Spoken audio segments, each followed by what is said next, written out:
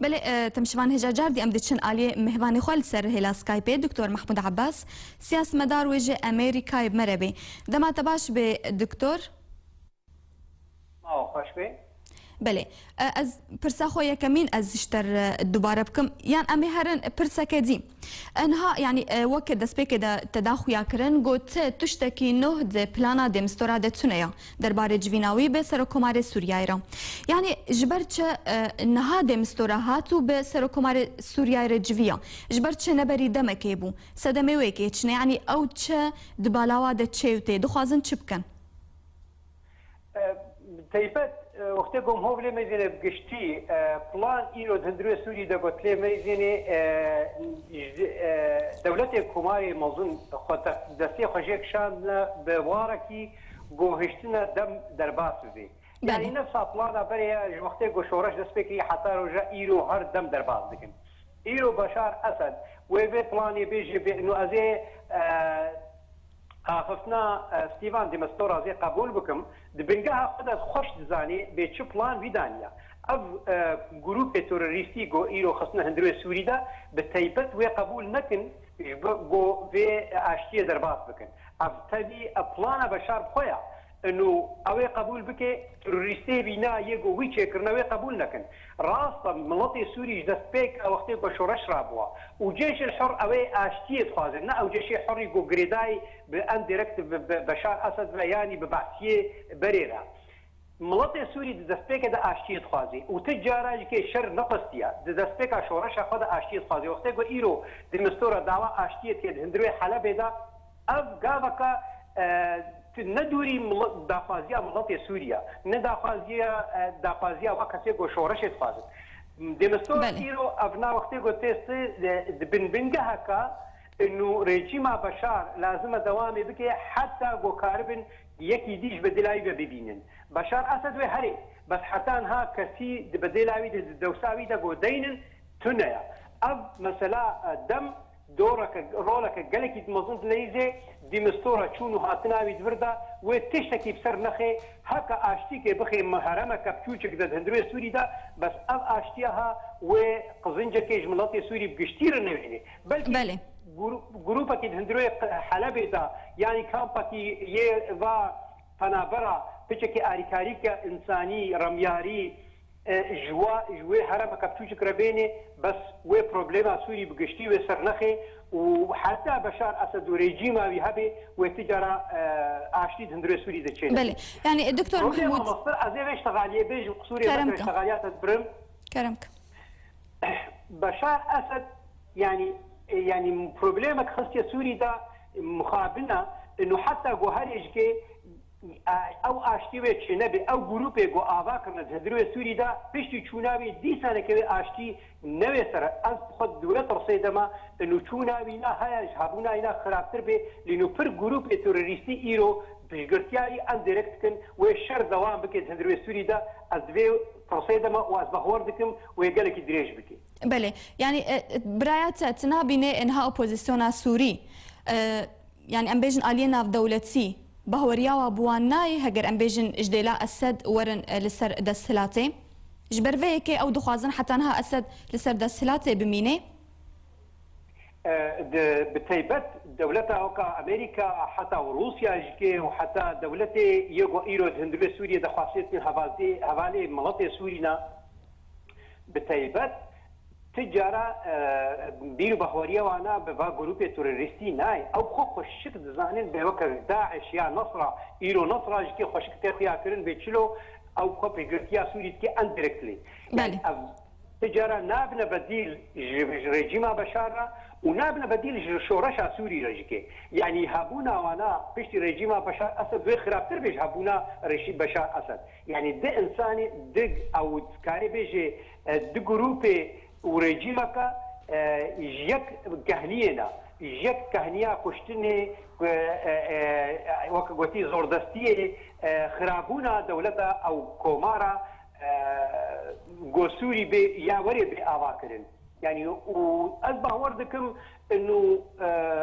بشار اسد ايرو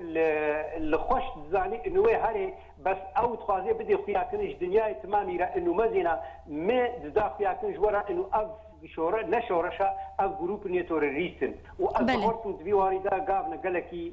خورت ابيتن. بله دكتور محمود يعني انها ام دبينن داعش بشتي باجاري حلبة برب باجاري حمصة ودتشي يعني اب بيشكتنا داعش برب باجاري حمصة حتى قاسي باندورا وهي كوشرد نبرا هردو آليان دا وريرا وستاندن. داعش طبعا انما هاتيه بشارتن داعش دستيك اخو هاتيه افاكرن بنجها مخابراتي سوري وايراني دا آریکاریا پیر هاتیه کرنج آلیه چکداریوا آریکاریا چی دولت دنیای دا یکو آریکاریا امی به شورش سوری کرنا ایرو فرحبونا وینا دروی دهگلک هرم از هرم سوری دا عراقی دیجی که هرم ایرو بتایبت رجلاتی حمصی بریا دحتیا رژیم بشار اسد شرکی بضراوع تیره کر پرچک داری خود گراند دانه دستوی نادا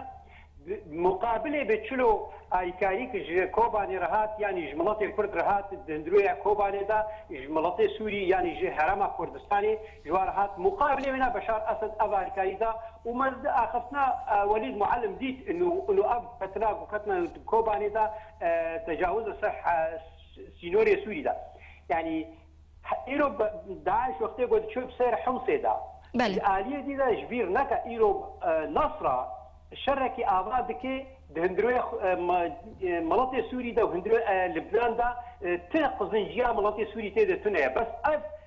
اوامر رجيم بشار اسد وايرانينا انه اف يعني بنقها كجولاجيك بيق وعالم جي بهور بكي انه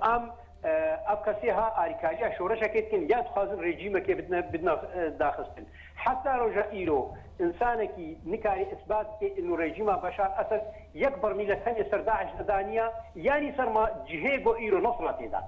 اف خرابونا قوتكري حماه سروا هرمي منطقي قراصي شورشكا ودخازن بشار اسد بدنا قياكرن بله فزنجيا داعش ايرو بصح حمصه دتشي جبوني عالمي ربدي خياكرن انه فايا براسي جروب توريستني ارهابينا دخازن سوريا بخله بالدستي خد الصبح وريجيم بشار اسد هره اذا هون لبيشيا جروبك قال لك اجرامي يعني قال لك تكفيرينا دروجي ولدا وسوريا حكم بك بله دكتور محمود بله امريكا جالي خوفا ددي خويا كرن كو او بغومانا لسر راوستاندنا اسج شرن هال سوريا تشدبي دوري جو هاتي دس نشان كرن يعني دفي دربار دي ام دبينن جالي كيدنجي بري الشردنا برا رژیم اسد و اپوزیسیون دبو نهم زبینن گله گروپین چکدار درکتنه هولی يعني اف معادله برايات توكسياس مدارك وتشاوا وري چاره سركران افرتك قالك جرينجا يعني رژیم بشار وجروب او بتيبت يعني قالك ما هو اختيقو ما هو رژیم بشار قالك ما هو جبير لك هلال الشيعي ايران وبتيبت يجو وقوتي ريشا اللي فاتي روسيا ولو خصته هندروي سوري ده حتى جو بق هيواركي جو انه الشجاره سايكرناوينا نبوي حساني بي سهلبوني بي وقت دسبيكا شورشا سوري دسبيكا وقت شورش دسبيكا هنجي دنابرا ملط ونابرا ريجيما كيدبو اب جروب تورستي نبون بشار اسد او هلال الشيعي تمام فبرا كار كرم بشرط برولكي قوبه لنسوري هندروي دا جروب بين افاكرن غوشار سربون جيره قلكي زوربي راسا وكا مسلك عربي بيجن بمستحيل نينا بس اثبت بيزينم انه هذا واركي انه حتى 10 صالي دي كي ابشرها هيا دوام بكي هندروي سوري دا هكا بتوچك جيبه بي ابش نلفاتنا هاي بي بس جركم هو في برسي هرتم بيشا خدينه چقاسي اف دولته جرينج كارن في شريها بسكن وچقاسي كارن وكغوتي حلقه بروبليما سوري ربدينن بيجو بشار اسد دناب دبي ويسر سركفتنك بي بكبي يانا از بهور امريكا وروسيا بتيبت البرجوانديه خوي گشتي خوشك نميزين البرجوانديه ملتي سوري ميزين يا ملتي رجلاتا نافين ميزين از باورت مو چارا سريك سر هبه واب جروب هاي توريستي قلت له ميزيني غير داعش والنصره يدي حمب توجكن يندوي واري هاي تنا غوني كاربن وانا مي بحل اندناف ملتي سوري دا بله وفرانيا واجبير نك اصحاب بين نقطه بيجم فرانيا با جروب هاي ايرو رول مسلماني زلدن فرانيا ملتي سوريا يعني اب كسي ايرو الشامي ده شرط كن يد حلب ده شرط كن ملتي حلب الشامينا بس جبون يعني بروبليما سوري ريجيم سوري اباكر وكلا واركي نقبان نتوادا او دو جروب اسلامي دا او انا اب لوزنجي هاي مسلماتي هلدان از بهور دكم دروجي وريدا داعش ونصر هري واريكاري كدولتي قال لك يسرت شيء بيفانا هردو هلين اب جروبي هات تمامي بقرنا رولا خيبري و دكتور محمود نتويه البن بله اجالي دولتين اوروبي فان همز بينن اجلكي بشتغريا في بلانيت كان بلانا ديمستورا بتايبت دولة روسيا يعني بجيب جيكرنا في بلاني وتشتك جي سياستنا في دولتي درباري دولة سوريا برايا تسوي وري جوهرتن نو بتايبت ويناي جوهرتن لانه يعني مزنا بلان بتشاوا دجوهرتن بري بلان وختفت هاتنا داني جبوني جوهرتنا ريجيما بشار تمامي بوشغوري جوهرتنا رميارا دهندري سوري تمامي دبو لو هاتنا بلاني قشتي كرنا بلاني قزنجيه بتوجك يد دهارما دا يعني بلانا جوجبوني ريجيما كتسوري تمامي دبوهرن ايرو هاتنا بلانا كده ديني جبوني اشتي كده هندري حلبه دا تشيكن كما تشما حمص تشبي حما تشبي سوريا تشبي شعب تشبي او سينوري نقبا لبنان وسوريا دا تشبي كرن اف تمام بروبليما يك بروبليما وقتی گوتین به بروبليما گشتید هندري سوريا دا كنا بروبليم پارچه بون دمكا تسي معوقة أبوزيسيون أقول هيئة التنسيق يعني خد حسيت فيها بروبليم أبوزيسيون رأسا